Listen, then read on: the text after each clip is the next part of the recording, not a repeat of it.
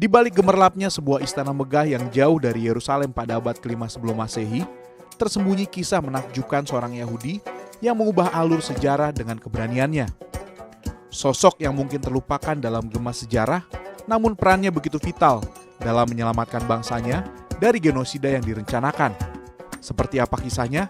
Saksikan fakta Alkitab berikut ini.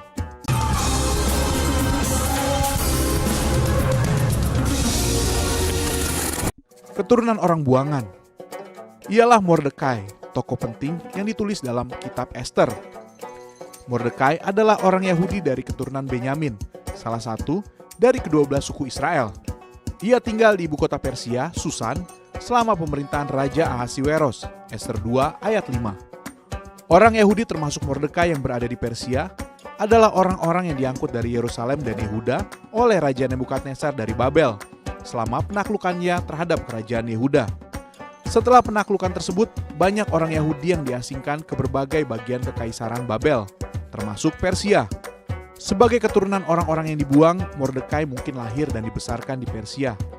Meski demikian, Mordekai masih terhubung dengan warisan spiritual dan budaya Yahudi yang menunjukkan bahwa identitasnya sebagai orang Yahudi sangat penting bagi dirinya. Hal ini sesuai dengan latar belakang umum banyak orang Yahudi pada masa itu, di mana mereka membentuk komunitas di tempat-tempat pengeksilan mereka dan tetap mempertahankan keyakinan, budaya, dan tradisi mereka, meskipun berada di lingkungan yang berbeda. Upaya Mordekai menyelamatkan bangsanya dari genosida. Mordekai sendiri merupakan sepupu Ester yang menjadi ratu Persia setelah memenangkan kontes kecantikan yang diatur oleh raja, Ester 2 ayat 1-18. Karena dendam pribadi, Haman, seorang pria jahat yang menjabat sebagai pejabat tinggi di istana Persia, kemudian berencana untuk memusnahkan semua orang Yahudi yang ada di kerajaan Persia.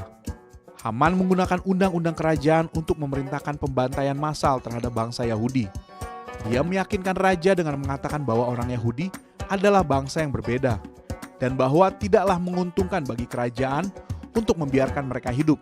Ester 3 ayat 8-9. Dalam rencana jahatnya, Haman tidak hanya ingin memusnahkan Mordekai, musuh pribadinya, tetapi juga seluruh umat Yahudi di kerajaan Persia.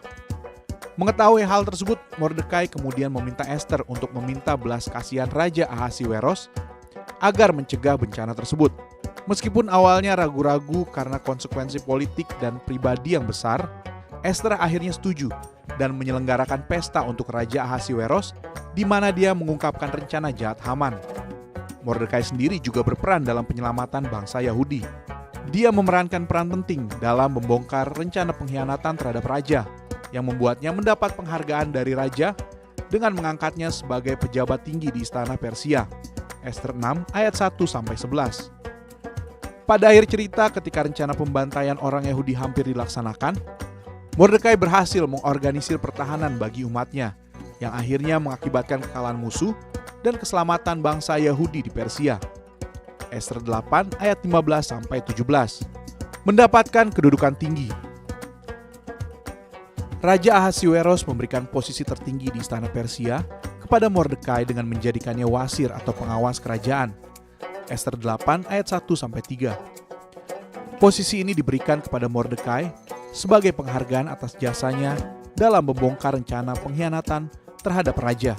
Ester 6 ayat 1-11. Rencana Haman hampir saja berhasil dilaksanakan. Namun berkat campur tangan Tuhan dan keberanian Ester serta Mordekai, kehancuran tersebut dapat dihindari. Raja Ahasiweros kemudian mengakui jasa Mordekai dan memberikan penghargaan kepadanya dengan memberikan posisi tinggi di pemerintahan sebagai tanda penghargaan atas kesetiaan dan jasanya yang besar. Ester 8 ayat 15-17. Dari kisah Mordekai, kita dapat melihat bahwa meskipun berada di lingkungan yang berbeda, Mordekai adalah salah satu dari mereka yang memainkan peran penting dalam mempertahankan identitas dan kesetiaan kepada Tuhan mereka, bahkan di tengah-tengah tantangan dan perselisihan di lingkungan Persia yang berbeda. Kerajaan Persia dengan sejarah panjang dan megahnya pada akhirnya mengalami transformasi menjadi negara yang dikenal sebagai Iran modern. Transformasi ini melibatkan perubahan politik, sosial, dan budaya yang mendalam, serta pergeseran dalam struktur pemerintahan dan identitas nasional. Demikian fakta Alkitab kali ini. Tuhan Yesus memberkati.